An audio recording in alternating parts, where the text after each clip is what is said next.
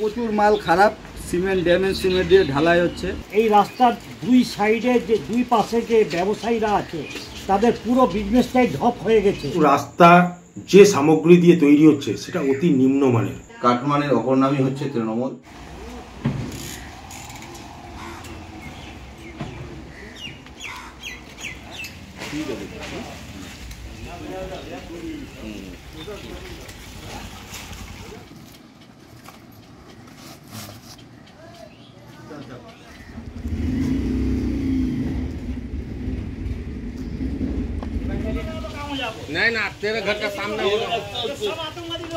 সব থেকে প্রথমে তো এটা হচ্ছে হসপিটালমুখী মেন রাস্তা। এই রাস্তাটার এই অবস্থা 4 মাস থেকে করে রেখেছে ভেঙে। অ্যাম্বুলেন্সে এখান থেকে হসপিটাল যাওয়ার আগেই হয় বাচ্চা হয়ে যাচ্ছে, না হলে পেশেন্ট মারা যাচ্ছে। ওরা প্রতিদিন 10 ফিটের বেশি রাস্তা, সপ্তাহে ম্যাক্সিমাম 30 ফিট রাস্তা হচ্ছে। এবারে কথা হচ্ছে 400 মিটার রাস্তা 2 পার্টে করবে এরা। 400 মিটার রাস্তা কতদিনে করবে আমরা ওটাই বুঝতে পারছি না। এই রামবিদু মোড় থেকে যেখানে রাস্তাটা শুরু হয়েছে, এই রাস্তার দুই সাইডে যে দুই পাশে যে ব্যবসায়ীরা আছে তাদের পুরো বিজনেসটাই ঢপ হয়ে গেছে। এইটা কি আমার মনে হয় কারা কিভাবে করছে বুঝতে পারছি না। এটা মনে হয় যে ভিতর বাজারে পুরো বিজনেসম্যানদেরকে মারার এটা মনে হচ্ছে একটা চক্রান্ত। মানে মালে প্রচুর মাল খারাপ, সিমেন্ট ড্যামেজ সিমেন্ট দিয়ে ঢালাই হচ্ছে। ঢালাইটা ঠিকভাবে হচ্ছে না, রাস্তার পাশে জল জমে থাকছে, ধুস দিয়ে উঁচু করে দিচ্ছে রাস্তাটা, ঢালাইটা আরও মানে পাতল হয়ে যাচ্ছে।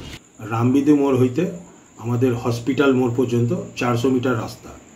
এই 400 মিটার রাস্তার জন্য 70 লক্ষ টাকা বরাদ্দ করা হয়েছে এবং রাস্তা 10 ইঞ্চি ঢালাই করতে হবে। কিন্তু বহুদিন ধরে আমরা দেখে আসছি, ভোটের আগে থেকেই তো এই রাস্তা খননের কাজ চালু হয়েছে।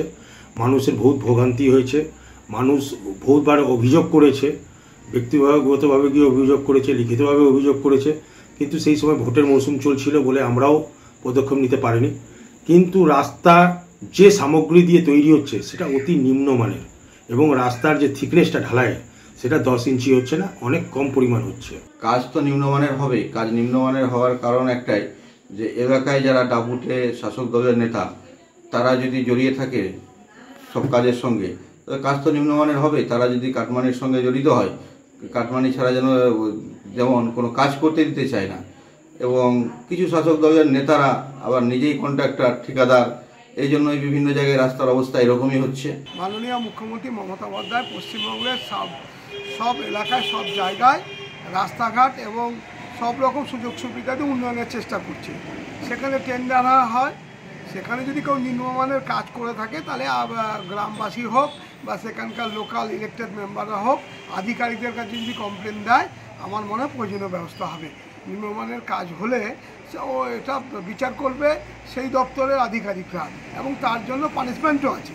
4 दिन ना सर, तो जो वो लग रहा है और कितना दिन लगेगा।